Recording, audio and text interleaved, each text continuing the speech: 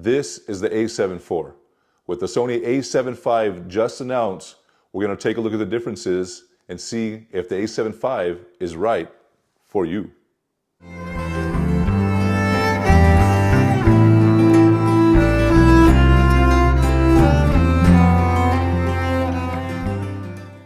So the first thing we're going to do is take a look at some of the key differences between the A7IV and the 5, and the first one being the sensor. Now the sensor in the A7IV is a 33 megapixel backside illuminated sensor. The sensor in the A7V is also 33 megapixels, but this time it's a partially stacked sensor. So what does that really mean in layman's terms?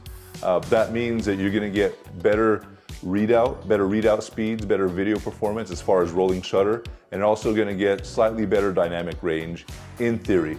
Again, the tests are going to have to come out so we can see exactly what it is, but as it is right now, it's going to be those two main differences, both 33 megapixels. So matter of fact, let's talk about the 33 megapixels for a second.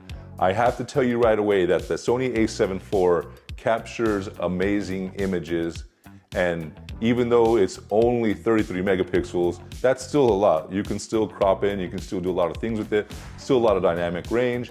I don't think that your photo taking, as far as what that raw photo is going to be, is really going to be much different between the 4 and the 5.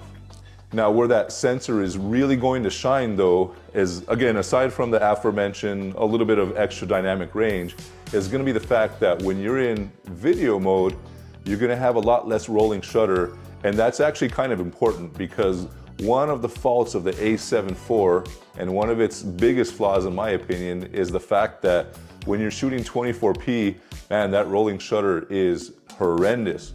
And it's also another big deal as far as why that same sensor is on the FX2, because in my opinion, it's just too much rolling shutter. So for the next difference, we're going to look under the hood of the A7IV, and what you're going to find is going to be the dual Bions XR processors. So what that does is that powers on the camera, makes it nice and snappy.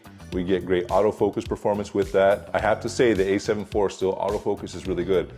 So now for the A7V, what we do have are those two chips just kind of integrated into one, along with the AI chip inside. So what that does is that makes things a little bit faster, a little bit snappier, and you get better autofocus. Now, is that combination going to be that much better? Well, we're going to find out once the tests come in. So now on to the next difference, and this is actually a really important one, is that we're going to take a look at the max frames per second of the cameras.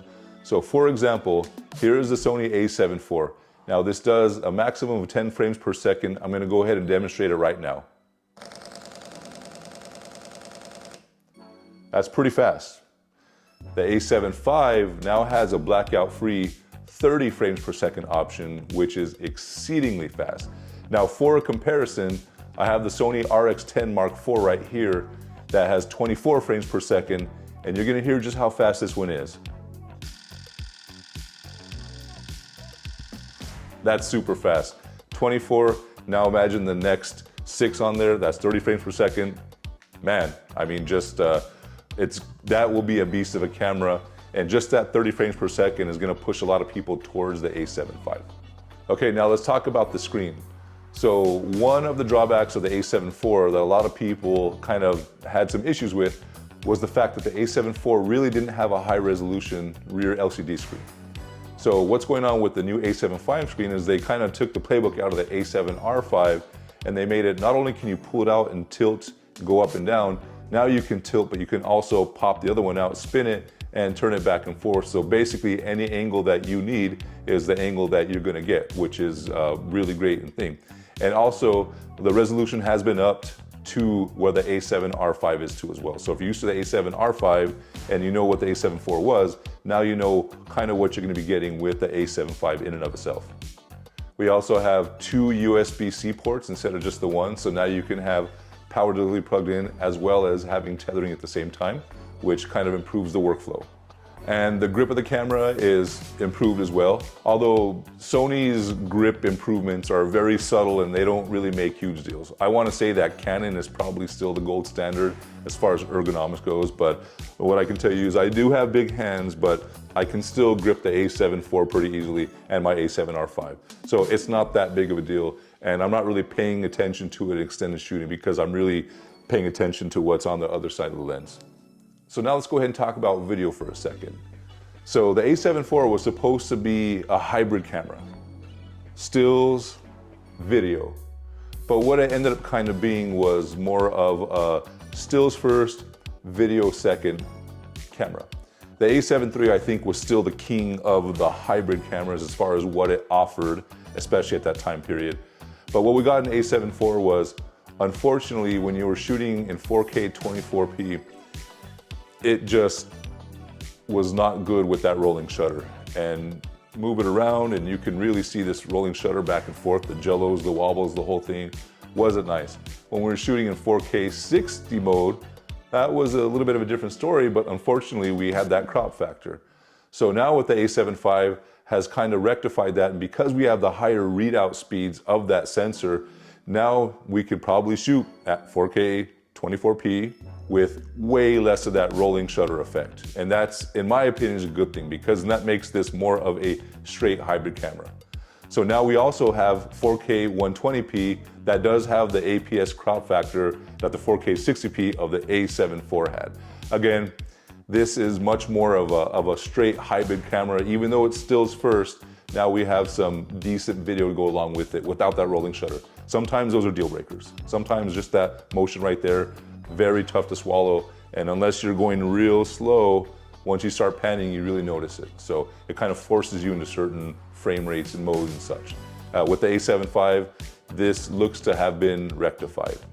So the only other main flaw or issue that I see with the A7V is the fact that it could read 7K, and we could be getting 7K off this camera, but it's kind of forcing you back into 4K2 as well, which I think was something that maybe we should have been able to get that 7K.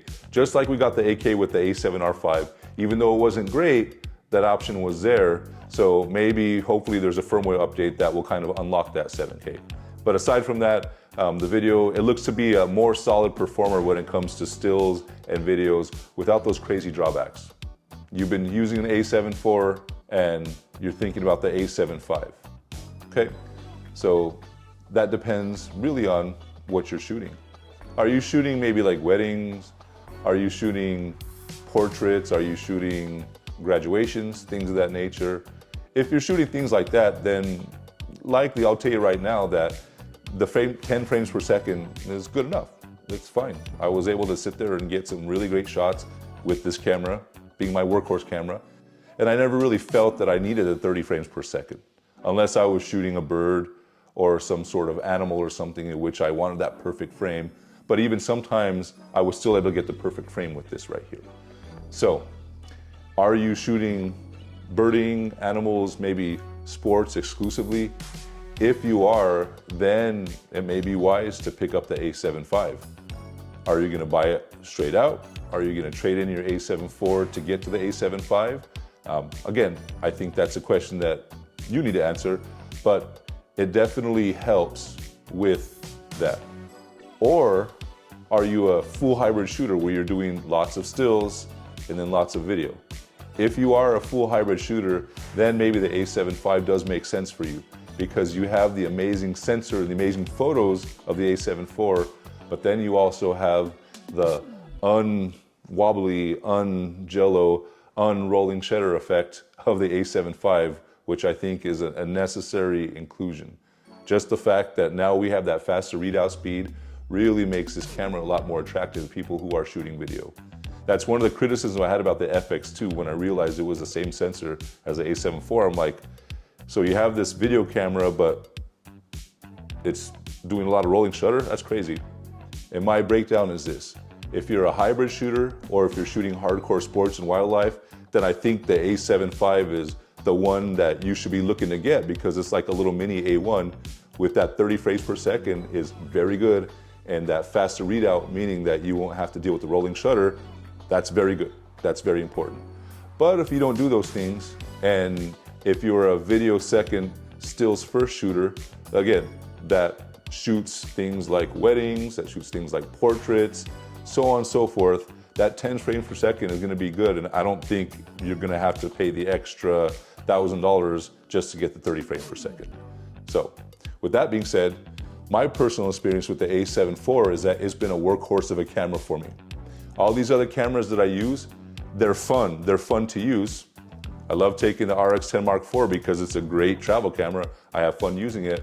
But whenever I need to go do something and do some paid work and go do something just real quick, cheap, dirty, easy, what have you, the A7 IV has always been my go-to camera.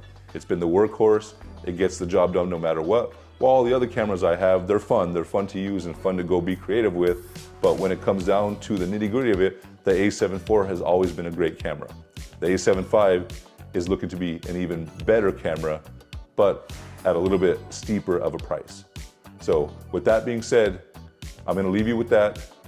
I hope you enjoyed this video. I wish you a happy holidays, and I will see you guys in the next one.